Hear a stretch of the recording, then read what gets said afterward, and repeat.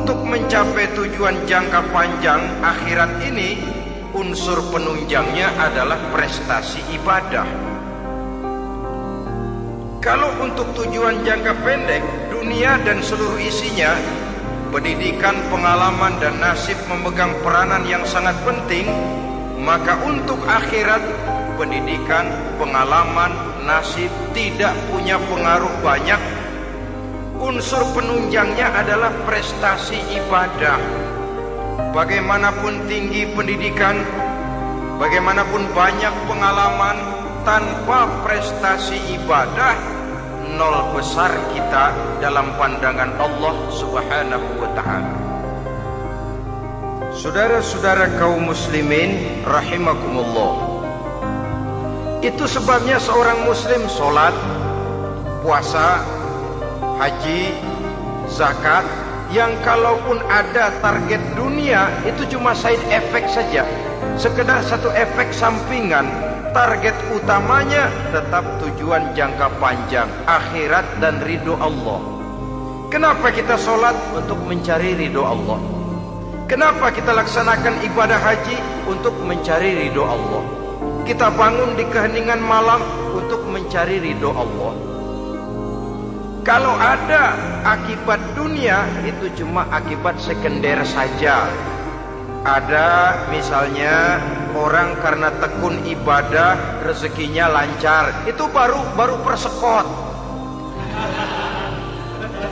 baru tanda jadi. Kadang-kadang persekotnya saja sudah nikmat kok, apalagi cashnya, kontannya. Sebaliknya kalau ada orang rajin ibadah, rezekinya seret, jangan jadi alasan. Kok lu nggak sembahyang? Alah, tetangga gua rajin sembahyang melarat terus. Ya memang sholat itu bukan dengan target dunia, target akhirat, saudara-saudara. Oleh sebab itu, seorang muslim adalah seorang yang berpandangan luas, berjiwa lapang. Maksudnya apa? Tujuan jangka pendek dan jangka panjang ini harus dia raih kedua-duanya. Ini yang oleh Al-Quran diajarkan agar setiap muslim mencapai fid dunia hasanah wa fil akhirati hasanah. Kebaikan di dunia, kebaikan di akhirat, itu arti hasanah. Jangan macam orang dulu, punya istri dua pergi haji. Yang satu yang muda istrinya namanya Hasanah, yang satu namanya Khadijah. Waktu tawaf keliling Ka'bah, si suami ini nggak bisa doa apa-apa kecuali Rabbana Atina itu. Tiap putaran Rabbana Atina fid dunya hasanah wa fil akhirati hasanah. Putaran kedua Rabbana Atina fid dunya hasanah wa fil akhirati hasanah. Ini istri tuanya yang namanya Khadijah dengerin aja. Akhirnya di satu saat dia colek suaminya, "Bang, mentang-mentang Hasanah bini muda disebutin melulu, saya dong disebutin dalam doa." "Iya deh, ntar putaran selanjutnya." Suaminya blow on juga. Putaran kedua dia baca Rabbana Atina fid dunya hasanah wa fil akhirati Khadijah.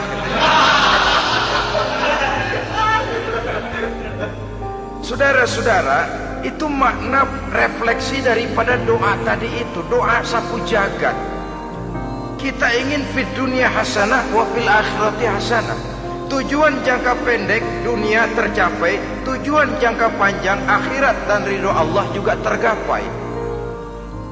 Oleh sebab itu Al-Quran menjelaskan, wabtaghi fima atakallahu ad-daral akhirah wa la tansa nasibaka minad dunya. Dengan karunia yang diberikan Allah kepadamu, carilah bahagia akhirat. Wala tansa nasibaka minad dunya, tetapi jangan lupakan bagianmu dalam kehidupan di dunia ini. Cari akhirat, utamakan akhirat dengan tidak usah melupakan jatahmu di dunia. Kenapa saya katakan seorang muslim berjiwa besar? Sebab andai kata dia gagal mencapai tujuan jangka pendek, andai kata dia gagal di dunia, dan dia oleh Islam diajarkan jangan sampai gagal. Tapi andai kata dia gagal, dia masih punya tujuan jangka panjang, akhirat dan ridho Allah. Dia masih bisa menghibur diri, biarlah di dunia kita sederhana, bahkan biarlah susah di dunia, asal di akhirat kita bahagia. Orang yang tidak punya pandangan hidup semacam ini, sorgalah dunia ini. Segalanya telah tertumpu di sini. Bila umurnya selesai, ajalnya datang, selesai sudah, sorganya sampai di situ, dan dia tidak punya pengharapan lain di belakang itu.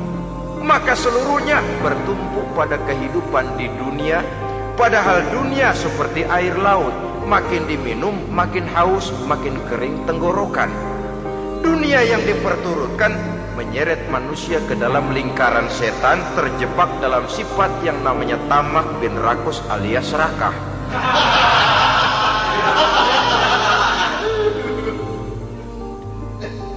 Andai kata dia gagal untuk tujuan jangka pendek, dia masih punya tujuan jangka panjang, akhirat. Dia masih sanggup berkata, biar di dunia kita sederhana, bahkan biar kepelangsak sengsara susah di dunia, asal di akhirat kita bisa bahagia. Kan masih ada harapan. Yang paling bangpak, paling rusak betul, sudah di dunia sengsara, di akhirat celaka. Di dunia rumahnya gubuk, pinggir kali miring, asal hujan bocor, utang selebar warung. Bayang kagak, ngaji enggak, puasa enggak, saban malam merit mulu. Saudara hadirin yang saya hormati, lalu kapan mau bahagia kalau sudah di sini susah, di sana akan susah juga. Ini yang pertama, seorang muslim, seorang yang optimis, berjiwa besar, luas pandangan. Kegagalan dia dalam jangka pendek tidak menyebabkan dia melupakan tujuan jangka panjang. Yang kedua, positifnya apa? Cara dia mencapai tujuan jangka pendek diwarnai oleh keyakinan adanya tujuan jangka panjang. Dia memang benar cari harta, tapi karena dia yakin ada akhirat, Allah ridho apa tidak? Ini positifnya. Saya memang cari duit, tapi dengan cara ini Allah ridho apa tidak? Saya memang ingin berpakaian yang rapi, tapi dengan tidak menutup aurat begini, Allah ridho atau tidak? Saya memang bergaul menghormati teman, tapi terjebak dalam minuman keras karena menghormati teman, Allah ridho apa tidak? Ini orang yang punya tujuan jangka panjang. Segalanya diberikan bingkai dengan pertanyaan, Allah ridho atau tidak? Keyakinannya terhadap tujuan jangka panjang mewarnai gaya hidupnya di dunia ini, mencapai tujuan jangka pendek tadi. Mau minum, Allah ridho apa enggak ini? Mau makan, yang saya makan Allah ridho apa enggak ini? Pendeknya apapun yang mau dia kerjakan, karena dia punya keyakinan tujuan jangka panjang, dia selalu menimbang terhadap ridho Allah tadi. Jadi tanpa prestasi ibadah, kita nol besar dalam pandangan Allah. Ini nilai manusia yang hakiki di sini. Ini makna inna akramakum indallahi atqakum. Di akhirat nanti kan tidak pernah akan disidang, kamu pendidikan setinggi apa? Tidak. Gelarmu berapa renteng? Profesor, doktor? Tidak. Akhirat hanya menyidang, kau sholat atau tidak? Kau puasa atau tidak? Kau zakat atau tidak? Diberikan kamu harta yang banyak, dari mana kau dapat, kemana kau belanjakan? Prestasi ibadah itu yang ditanya. Setinggi apa pendidikan, sebanyak apa pengalaman, no problem. Tidak jadi masalah di akhirat itu. Prestasi ibadah itu yang akan kita persembahkan di hadapan Allah.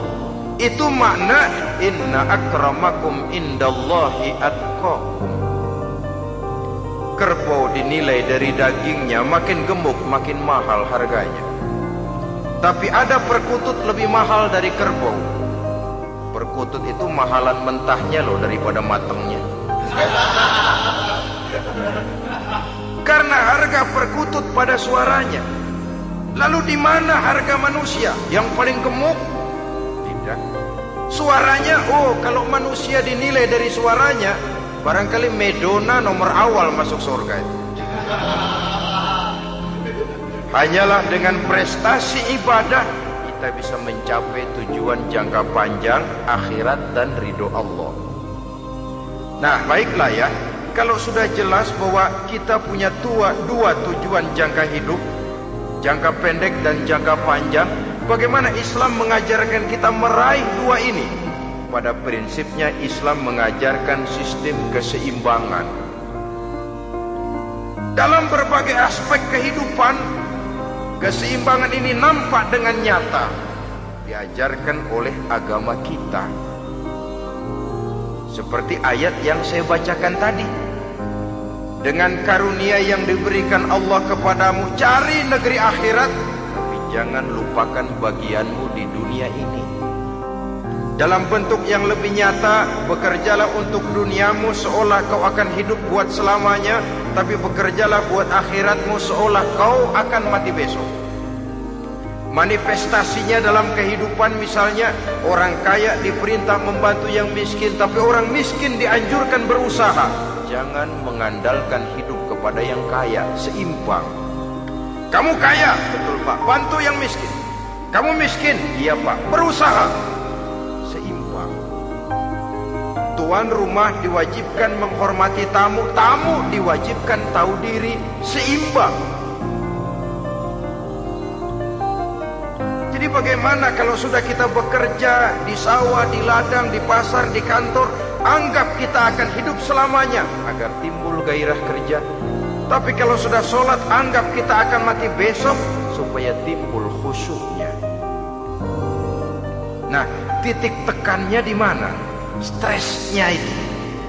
Walaupun Islam mengajarkan sistem keseimbangan, tapi Al-Quran tetap menggarisbawahi walal akhiratu khairul laka minal, bahwa bagaimanapun seimbangnya, akhirat itu lebih utama daripada dunia.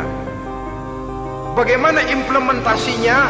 Kata orang-orang tua, kalau kita menanam padi, rumput pasti tumbuh, tapi nanam rumput jangan mimpi tumbuh padi. Maksudnya apa? Kalau satu perbuatan kita niatkan karena Allah, dunianya pasti ikut. Tapi kalau satu perbuatan diniatkan karena dunia semata-mata, akhirat akan hilang. Sebab itu, biasakanlah berbuat sesuatu baik untuk tujuan jangka pendek, lebih-lebih untuk tujuan jangka panjang, dengan motif lillahi ta'ala. Jadi saya ulangi, satu perbuatan kalau sudah diniatkan karena Allah, dunia biasanya ikut. Tapi kalau diniatkan karena dunia semata-mata, akhirat akan luput. Padahal itu titik tekannya, walal akhiratu khairul laka minal ula. Saudara-saudara kaum muslimin rahimakumullah, ini tujuan hidup. Jadi landasan tempat kita bertolak sudah jelas, pantai yang akan kita tuju dalam kehidupan ini juga sudah nyata. Kita ingin mencapai apa yang dinamakan fid dunya hasanah wa fil akhirati hasanah. Untuk itu perlu ada keseimbangan, tetapi titik tekannya tetap akhirat lebih utama daripada kehidupan dunia ini. Sekarang kalau sudah ada dasar hidup, sudah ada tujuan yang akan kita capai, tentu harus ada alat untuk mencapainya. Semuanya perlu sarana. Bahkan pada hakikatnya dalam kaidah usul fikih, para ulama mengajarkan lil wasail hukmul maqasid. Sarana dan tujuan hukumnya sama. Ini mestinya mendidik umat Islam jadi pinter. Jangan cuma berpikir melaksanakan satu pekerjaan, tapi juga berpikir menciptakan sarana untuk terwujudnya pekerjaan itu. Misalnya umat Islam wajib pergi haji kalau mampu, kan begitu toh? Kalau dia umat Islam Indonesia, tentu pergi hajinya ke Mekah. Mekah, Jeddah, Mekah, Indonesia perlu sarana angkutan untuk sampai ke sana. Kapal laut, kapal udara. Artinya umat Islam harus maju di bidang teknologi, bisa menciptakan pesawat, bisa menciptakan kapal laut, sarana yang akan menyampaikan dia untuk bisa melaksanakan ibadah haji. Selama ini kita bertumpu kepada pemikiran, pokoknya kan yang penting gue pergi haji pakai apa, kayak gue punya duit. Dari segi pribadi memang barangkali begitu, tapi sebagai umat yang harus mencapai kemajuan, apabila diperintahkan melaksanakan sesuatu, kita pun hakikatnya dituntut menciptakan sarana untuk menunjang pelaksanaan sesuatu itu sendiri. Agama mengajarkan an-nazafatu minal iman, kebersihan sebagian daripada iman. Siapa yang menciptakan mesin cuci, sabun-sabun keras, deterjen, rinso dan lain sebagainya? Siapa yang menciptakan air condition, pembersih ruangan? Kita hanya berpikir pokoknya kan bersih, mau pakai apa kek. Kita jarang yang berpikir kepada pewujudan teknologi modern untuk menerjemahkan hadis itu. Syukurlah belakangan ini sudah muncul teknokrat muslim yang dijiwai oleh semangat Al-Quran, membuka tabir rahasia konsepsi Islam di lapangan teknologi modern, yang makin lama makin menunjukkan tuntutan kebutuhan daripada umat itu sendiri. Dengan demikian, apabila ada tujuan hidup, kita memerlukan alat untuk mencapai tujuan tadi. Supaya tujuan fid dunia hasanah wa fil akhirati hasanah tercapai, apa alat yang harus kita pakai? Kita lihat surah At-Taubah ayat 111 memberikan jawaban. Innallaha ashtara minal mu'minina anfusahum wa amwalahum bi anna lahumul jannah. Sesungguhnya Allah telah membeli dari orang-orang beriman diri mereka, harta mereka, bahwa sesungguhnya bagi mereka adalah surga. Coba kita simak ayat ini sejenak, akan nampak dengan jelas bahwa ayat ini hakikatnya merupakan satu transaksi yang nyata benar antara kita dengan Allah. Transaksi jual beli sudah terjadi, dan itu langsung dengan Allah, tertuang dalam pernyataan Quran. Pembeli Allah, penjual kita orang-orang beriman. Dagangannya adalah anfus dan amwal, harganya adalah surga. Itu sudah tanda tangan pernyataan kita siap jual beli ya Allah. Apalagi baiat kita apa? Inna solati wa nusuki wa mahyaya wa mamati lillahi rabbil alamin. Solatku, ibadahku, hidup dan matiku cuma untuk Allah Tuhan seru sekalian alam. Minimalnya 5 kali sehari semalam baiat ini kita ulang dan kita ulang. Kenapa lalu kita tidak konsekuen? Dalam konteksnya dengan persoalan, maka alat hidup kita itu ada 2. Pertama, anfus. Ini bentuk mufrad dari jamaknya, bentuk jamak dari mufrad nafsun. Biasa diterjemahkan dengan diri. Yang dimaksud dengan diri adalah kepribadian. Yang dimaksud dengan kepribadian ialah kekayaan yang kita miliki dalam kepribadian kita. Artinya bisa tenaga, pikiran, konsep, gagasan, wewenang, ide, pangkat, jabatan, kemampuan, keahlian, skill, itu semuanya masuk ke dalam anfus, diri. Sedangkan amwal bentuk jamak dari mufrad malun, biasa diterjemahkan dengan harta. Pengertian di sini ialah seluruh bentuk-bentuk materi yang berada di bawah kekuasaan kita. Bisa rumah, bisa uang, bisa tanah, bisa kebun, bisa pabrik, bisa peternakan. Itu semuanya amwal.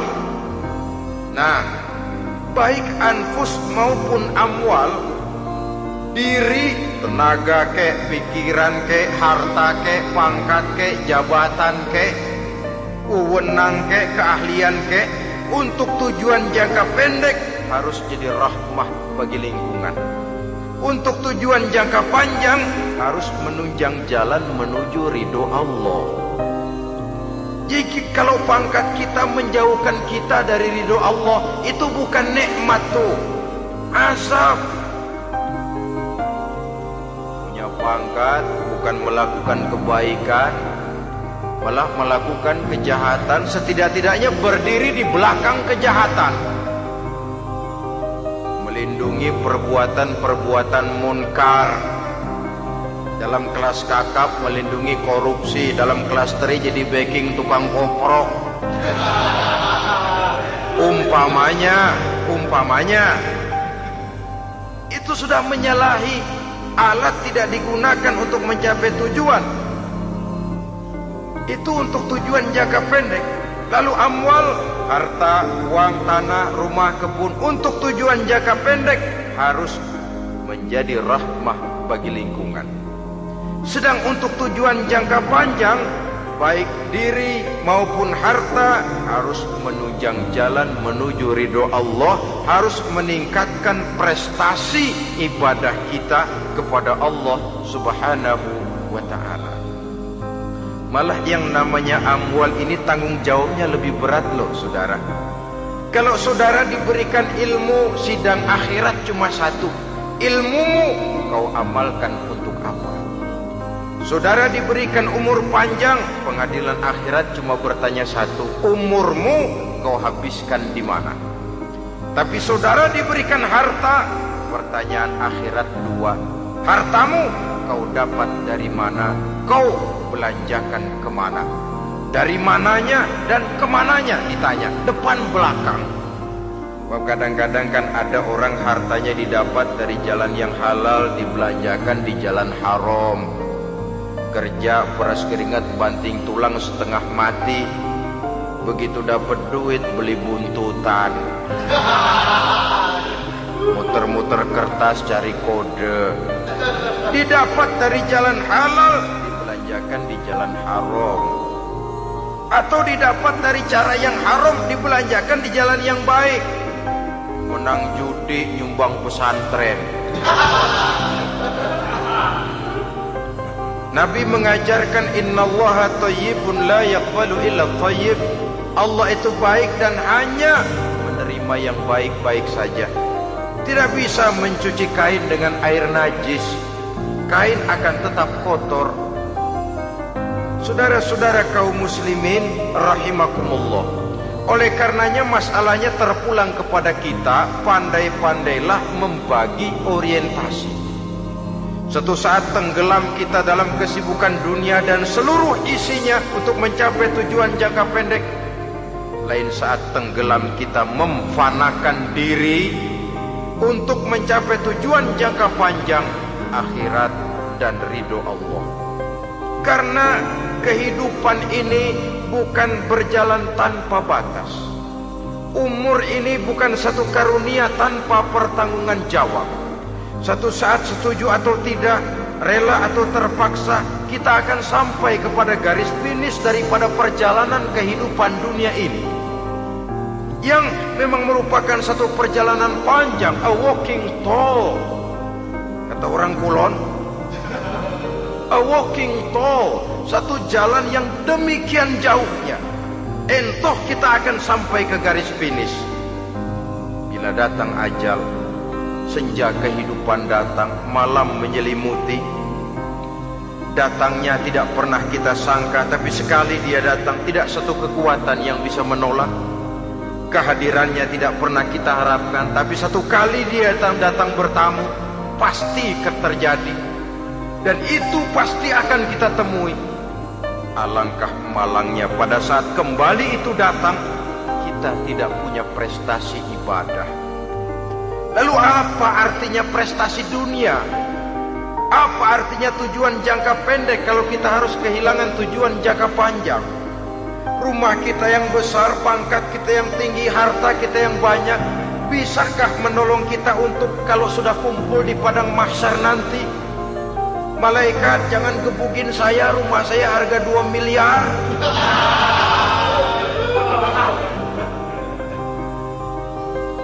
Sudahlah malaikat, damai saja, itu Rolls Royce saya. Pakai saja malaikat, pakai. Kata malaikat, gue budak, gue nggak butuh gituan. Hanya prestasi ibadah yang bisa menyelamatkan kita pada kondisi semacam itu. Jadi oleh karena itu saudara-saudara, biar di dunia ini rumah kita besar, mobil bagus, uang banyak, pabrik ada, usaha lancar, asal di akhirat masuk surga aja. Gak apa-apa. Daripada di dunia sengsara, di akhirat neraka, senangnya kapan? Sudah di sini sengsara, di sana keblangsak. Itu yang orang-orang tua bilang lacur kuda namanya. Pelan dipecut, kenceng digetak, setengah mati, serba salah. Udah kalau bisa ngomong, gue setengah mati, serba salah. Pelan dipecut, kekencengan ditarik, itu yang namanya lacur kuda begitu. Serba salah posisinya. Untuk itu pandai-pandailah membagi orientasi supaya tercapai tujuan ideal ini, fid dunya hasanah wa fil akhirati hasanah. Ini tentang tujuan hidup. Nah, untuk mencapai tujuan ini kita tidak berjalan sendiri. Kita perlu teman hidup. Di samping teman hidup ada pula lawan hidup. Siapa teman hidup kita untuk mencapai tujuan hidup ini? Dalam arti sempit, teman hidup kita suami istri yang taat kepada Allah. Suami istri lebih dari sekedar satu pasangan, juga saling melengkapi, merupakan bagian daripada kehidupan. Suami adalah teman istri, istri adalah teman suami untuk mencapai tujuan hidup tadi. Mencapai fid dunya hasanah wa fil akhirati hasanah. Seiring, seirama, selaras, serasi, seimbang, kata orang sekarang. Teman dalam arti sempit. Adapun teman dalam arti luas, setiap orang yang pandangan hidupnya sama dengan kita. Setiap orang yang akidahnya sama dengan kita. Terlepas dari suku bangsa apapun, warna kulit apapun, bahasa apapun, jikalau keyakinannya sama, pandangan hidupnya sama, dia adalah saudara kita dalam artian yang luas. Islam tidak kenal teritorial, maka tidak ada itu Islam Jepang. Ya walaupun secara formalnya ada, tapi informal, Muslim adalah Muslim, diikat dengan akidah. Itu teman hidup. Lalu lawan hidup siapa? Pertama iblis, dalam segala bentuk dan implementasinya. Yang kedua, setiap orang yang pandangan hidupnya tidak sama dengan kita secara ideologis, itulah lawan hidup kita. Maka yang teman jadikan teman, yang lawan jadikan lawan. Jangan teman dijadikan lawan, lawan dijadikan teman. Itu namanya kopiah dipasang di kaki, pak bakyak naik ke jidat. Wajar kalau kepala lalu jadi benjol. Salah milih teman, salah cari lawan. Salah milih teman, salah cari lawan. Akibatnya kita yang akan susah di kemudian hari nanti. Saudara-saudara kaum muslimin rahimakumullah, oleh karenanya pandai-pandailah dalam hidup ini. Yang teman jadikan teman, yang lawan jadikan lawan. Kalau lawan kita jadikan teman, sementara teman kita jadikan lawan, dan itu yang banyak terjadi dalam praktek kehidupan, kita tidak akan bisa mencapai tujuan karena akan tertarung di kaki sendiri. Nah, ini sajalah yang kita bicarakan pada pertemuan kali ini. Mudah-mudahan ada manfaatnya. Terima kasih atas segala perhatian. Mohon maaf atas segala kekurangan. Usikum wa nafsi bitaqwallah. Wassalamualaikum warahmatullahi wabarakatuh. Waalaikumsalam.